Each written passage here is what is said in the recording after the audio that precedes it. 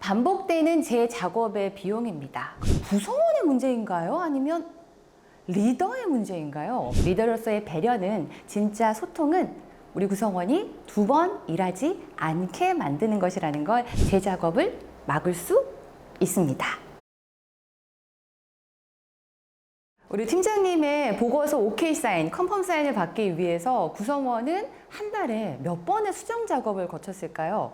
최종, 최종까지 가는 수많은 결과물들이 아마 컴퓨터에 쌓여 있을 것 같습니다. 자, 오늘 우리는 해석세라는 개념에 대해서 같이 이야기를 한번 나눠보려고 하는데요. 세금 당연히 내야죠. 국민이라면 의무입니다. 그런데 연말정산 시즌이 되면 혹시 줄줄 새어나가는 세금이 없는지 정말 꼼꼼하게 살피잖아요. 기업의 비용 이슈도 마찬가지입니다. 내가 하는 지시가 줄줄 새어나가는 세금이라면 기분이 좋을까요?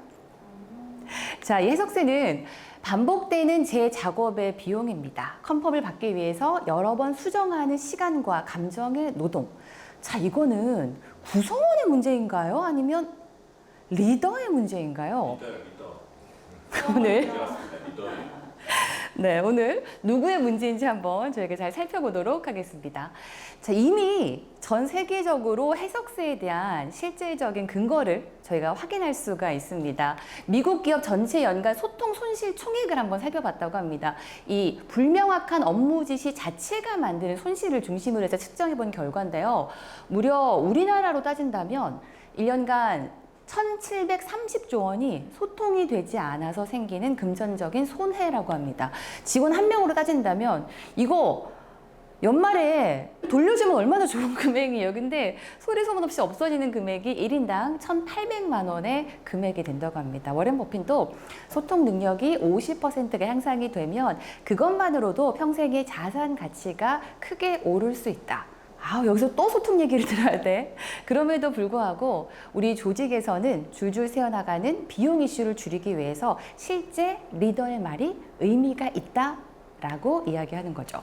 자, 영화 한 편 한번 같이 보실게요. 악마는 프라다를 입는다. 여기에 이제 리더 미란다는 항상 들어오면서 이렇게 멋진 옷을 입고 들어오잖아요. 그러면서 자, 그거 가져와. 그 사람에게 연락해. That's all 하고 마무리를 하죠.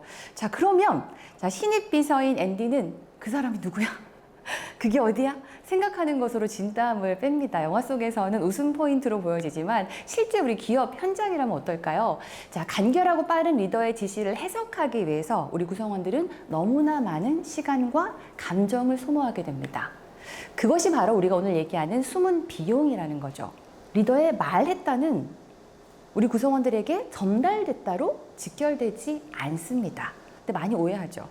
나는 이야기했어. 이것을 나는 너와 소통했어 라고 생각하고 있다는 거예요.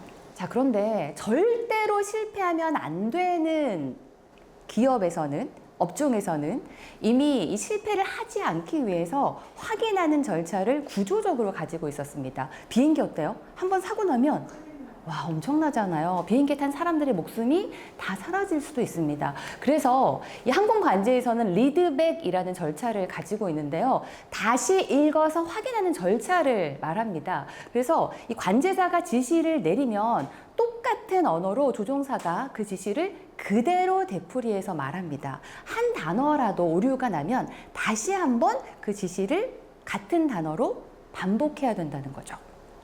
자, 앞서 나가는 글로벌 기업에서도 이런 문화를 가지고 있습니다. 아마존에서는 숫자와 완료의 기준을 명확히 할 것이라는 기준을 가지고 있는데요. 모호한 형용사 안 돼요. 숫자와 기준을 명확히 이야기하세요.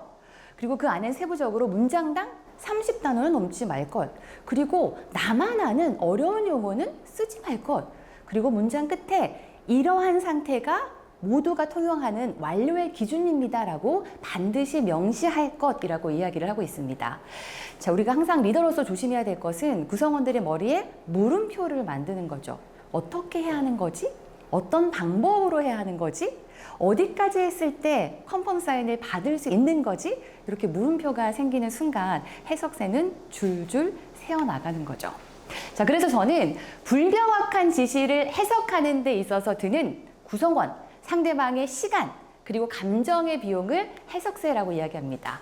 자, 우리 조직에서 흔하게 볼 수 있는 상황이죠. 우리 팀장님은 자료 업데이트를 부탁했지만 이대리, 박 과장, 최 차장은 서로 다른 결과물을 팀장에게 가지고 옵니다. 우리 팀장님은 도대체 어떤 결과물을 바랬던 걸까요?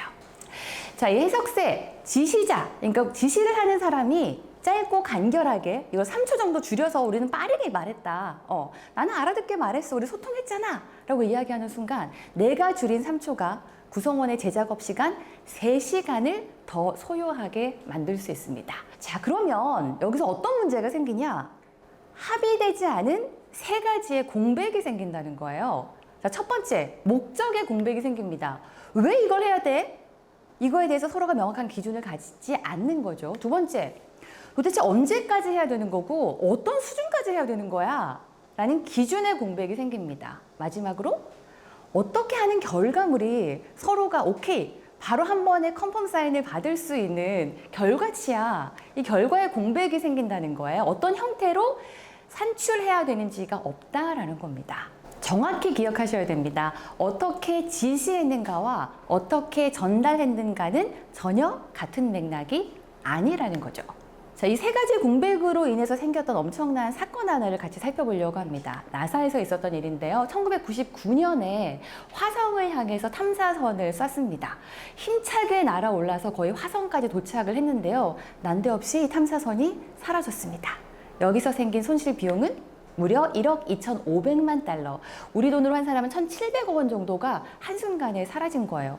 도대체 무슨 일이야? 잘 날아갔잖아. 확인해 봤더니 이 탐사선을 제조했던 회사와 실제 나사 사이의 측정값이 달랐던 거예요. 숫자 있었지만 기준이 없었습니다. 이것은 전 과정에 걸친 프로세스의 문제다라고 결론을 짓기도 했는데요. 합의되지 않은 기준으로 인해서 서로가 그랬을 것이야 라고 추측했던 결과물입니다. 자, 한번 볼게요. 모호한 리더는 이렇게 이야기합니다. 자료 업데이트 부탁합니다 라고 말씀을 드리는 거예요. 자, 이대리는 수치, 박 과장은 양식 전체, 최 차장은 자료를 새로 모았습니다. 자, 달리 볼게요. 명확한 리더는 이렇게 이야기합니다. 지난달 매출 수치만 업데이트해서 오늘 퇴근 전 5시까지 A4 한 장으로 정리해서 보내주세요. 깔끔하잖아요? 숫자만 봐도 보고를 받는 사람이 판단할 수 있다면 그것이 완료값입니다. 물음표를 안 만드는 거, 별도의 해석의 여지가 생기지 않는 것이 해석세를 낭비하지 않는 명확한 지시라는 거죠. 자, 이런 차이를 만드는 거 지금부터 우리가 살펴보게 될 3가지 말버릇입니다. 뭐 거창한 이론 아니에요. 3가지 말버릇만 신경 쓰시면 이 공백 내일 당장도 메꾸실 수 있습니다. 한번 살펴볼게요. 자, 첫 번째, 동사 첫마디법입니다. 우리가 명사를 먼저 듣게 되면 맥락을 살피기 시작한대요. 동사를 먼저 듣게 되면 행동을 먼저 생각하게 된다고 합니다. 자, 그래서 우리 보고서 관련해서 라고 생각하면 무슨 보고서지? 어떤 보고서지? 라는 생각을 먼저 머릿속에 떠올리게 되는데 정리해주세요 라고 하면 정리 행동을 먼저 머릿속에 떠올린다는 거예요. 자, 그럼 정리해주세요. 무엇을? 이번 분기 보고서요 라고 정리를 해주는 거예요. 자, 그래서 동사 첫마디법을 처음으로 바꿔주시고요. 자, 두 번째 뭐다? 숫자 못 바뀝니다. 왜냐하면 숫자로 명확하게 못을 박지 않으면 언제까지 얼마만큼의 기준이 공백으로 남겨지게 되는 거죠. 빨리 간단하게 가능한 한 빠른 시간 안에 우리 리더분들 굉장히 많이 쓰시는 아는 선에서 최대한 많이 얼마나 잘해야 되는지의 기준을 그리고 정의 내리기가 너무 어렵죠. 그래서 앞에 얘기했던 것처럼 오늘 오후 5시까지 어떻게 A4 한 장 이내로 정리해 주세요 라는 숫자로 명확한 기준을 제시해 주는 거예요. 자, 3번째 뭐냐? 자, 이것이 결과치입니다. 이것이 보고서 안에서 너와 내가 같이 목격이 되어야 합니다 라고 이야기해 주는 거예요. 자료 정리해 주세요. 어떻게 해요? 자, 임원이 숫자를 보고 바로 결과값을 판단할 수 있다면 그것이 보고서의 완결점입니다. 이렇게 3가지만 바꾸면 우리가 수없이 만들어내는 그 크나큰 구멍들, 공백이 메꿔진다라는 거예요. 어렵지 않죠? 한번 같이 얘기해 볼까요? 1번, 동사 첫마디법. 행동을 먼저 이야기하는 겁니다. 두 번째, 숫자를 못 박는 거예요. 너와 내가 반드시 한눈에 인지할 수 있게. 자, 마지막으로 완성 선언문입니다. 내가 원하는 결과값은 이거야. 그것을 지켜줘야지 나는 한 번에 컨펌, 오케이 사인 내릴 수 있어 라고 명확하게 리더가 지시해 주는 거예요. 동사 시작, 숫자 못 받기, 완성 선언문으로 끝을 맺습니다. 자, 그럼 한번 떠올려 볼까요? 자, 이번 주 가장 최근에 내가 내렸던 지시문 안에 이 세 가지가 명확하게 다 들어있을까요? 한 2개 정도는 있을 수 있을 것 같은데 세 가지가 완벽하게 다 담겨져 있기는 그래도 생각보다 참 어렵다라는 걸 현장에서 많이 확인할 수가 있습니다. 그래서 저는 리더의 명확한 지시, 앞서 말했던 지시를 받는 사람이 시간과 감정을 소모하지 않게 만드는 것이 기업에서는 진정한 배려라고 생각을 합니다. 친절하게 이야기해 주는 거. 밥 먹었어? 너무 좋죠. 예. 요새 힘든 일 없어? 너무 좋죠. 근데 이거보다 더 진짜 배려는 2번, 3번 일하지 않게 만드는 것이 리더의 진짜 배려인 거죠. 자, 동사 첫 마디, 숫자 못 받기, 완성 선언문. 그리고 요 3가지만 조금 아쉬우니까 그래도 한 번 더 재작업을 하지 않기 위해서 우리가 이 한 가지만 더 체크를 하면 정말 해석세를 더 완벽하게 줄일 수 있습니다. 우리가 앞서서 실패가 예측, 실패가 정말 위험한 기업에서는 이미 구조적으로 기준을 가지고 있다 라고 얘기했던 것 중에 비행기 관제탑의 지시가 아마 떠오를 겁니다. 리드백 한번 해주시는 거예요. 싱크 체크, 너와 내가 같이 싱크, 같은 주파수 안에 있어 라는 걸 맞춰보는 겁니다. 자, 이 3가지를 문장 안에 다 넣으신 다음에는 지금 제가 이야기한 것을 한 문장으로 다시 한번 이야기해 주실 수 있을까요? 이 싱크를 맞추는 거예요. 확인해 주세요. 지난달 매출 데이터요. 내일 오전 10시까지 이상 이러이러한 항목이 표시된 상태면 완료입니다. 마지막으로 제가 이야기한 걸 한 문장으로 다시 이야기해 줄 수 있을까요? 라고 이야기하면 제 작업을 막을 수 있습니다. 자, 오늘 해석서에 대해서 같이 이야기해 봤습니다. 나는 명확하게 잘 지시 내리고 있어 했던 분들이라면 오늘의 강의를 통해서 진짜 나는 줄줄 새는 세금을, 줄줄 새는 비용을 줄이고 있는 리더인가? 한번 생각해 볼 필요가 있을 것 같아요. 불명확한 지시는 해석세라는 숨은 시간, 감정, 비용을 상대에게 떠넘기게 됩니다. 해석세는 목적과 기준 결과에 3가지 공백에서 생긴다는 걸 우리 오늘 같이 확인을 해봤고요. 3가지 말버릇, 동사 첫 마디, 숫자 못 받기, 완성 선언문을 통해서 그 3개의 빈 구멍을 메꿀 수 있습니다. 그리고 되물어 다시 한번 확인하는 거. 리더로서의 배려는, 진짜 소통은 우리 구성원이 2번 일하지 않게 만드는 것이라는 걸 다시 한번 확인해 주시기 바랍니다.